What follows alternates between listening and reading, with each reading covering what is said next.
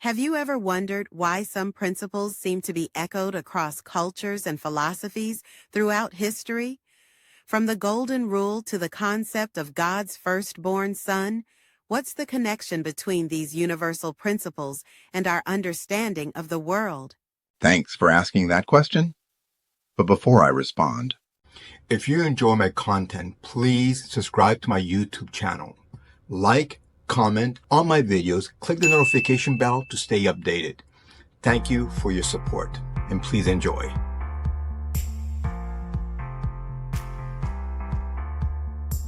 for those who may not know me, I'm Gino 𝙭, and welcome to our discussion today, where we delve into the significance of crediting the right sources.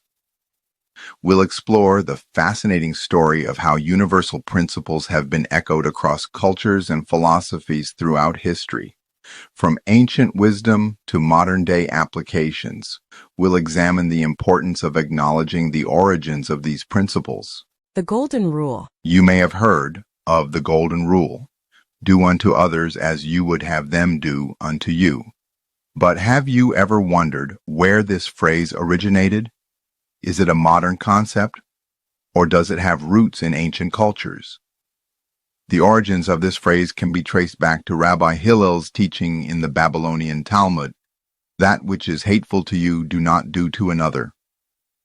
This principle has been echoed in various cultures and philosophies, highlighting its timeless relevance.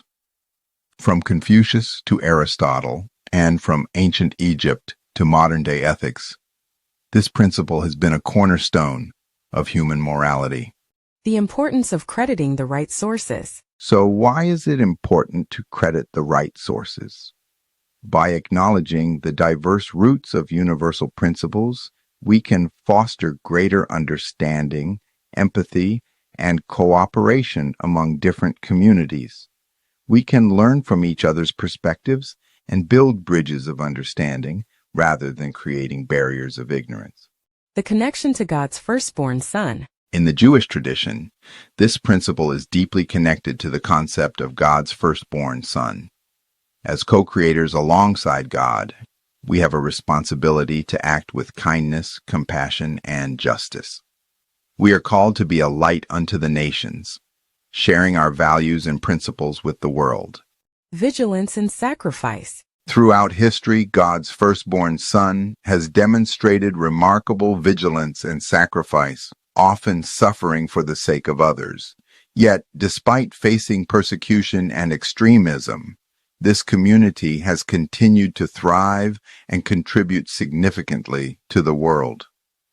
From advances in science and technology to contributions in the arts and humanities, God's firstborn son has left an indelible mark on human history.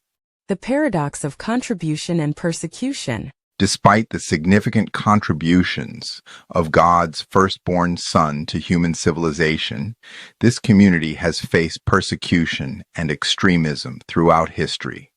From ancient Egypt to modern-day anti-Semitism, the paradox of contribution and persecution raises important questions about the nature of human society and our responsibility to protect and celebrate diversity.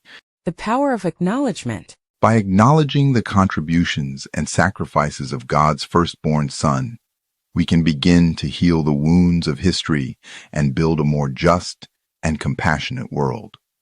We can recognize the inherent value and dignity of every human being, regardless of their background or identity.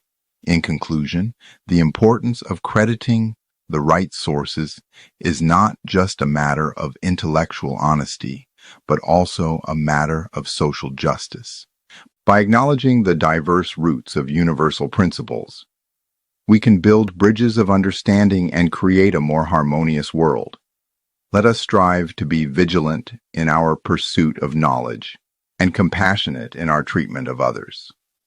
As we conclude our exploration of the importance of crediting the right sources, we are left with a profound question. What can we do to promote greater understanding, empathy, and cooperation among different communities? Education and awareness. One crucial step is education and awareness.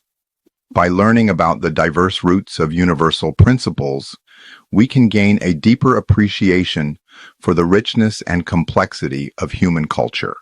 Intercultural dialogue. Another essential step is intercultural dialogue. By engaging in open and respectful conversations with people from different backgrounds, we can break down stereotypes and build bridges of understanding. Personal reflection. Finally, we must take time for personal reflection. We must ask ourselves, what are our own biases and assumptions? How can we work to overcome them and become more compassionate and empathetic human beings? By taking the time to reflect on our own thoughts and feelings, we can gain a deeper understanding of ourselves and our place in the world. We can begin to see how our own biases and assumptions may be contributing to the problems we face, and we can start to work on changing ourselves. Embracing our shared humanity. As we strive to create a more just and compassionate world, we must remember that we are all part of a shared human family. We must recognize that our differences are a source of strength, not weakness. By embracing our shared humanity, we can begin to break down the barriers that divide us. We can start to see each other as fellow human beings rather than as members of different groups or communities. A message of hope. Despite the challenges we face, there is hope for a brighter future. By working together, by embracing our shared humanity, and by crediting the right sources, we can build a world that is more just, more compassionate, and more peaceful. Our journey through the importance of crediting the right sources has taken us on a path of discovery, from the ancient wisdom of Rabbi Hillel to the modern-day imperative of intercultural dialogue.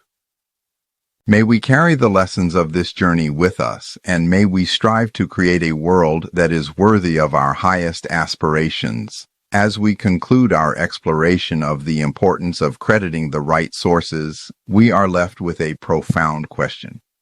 What can we do to promote greater understanding, empathy, and cooperation among different communities? Thank you for reading my post. If you have any thoughts or insights, please share them in the comments below.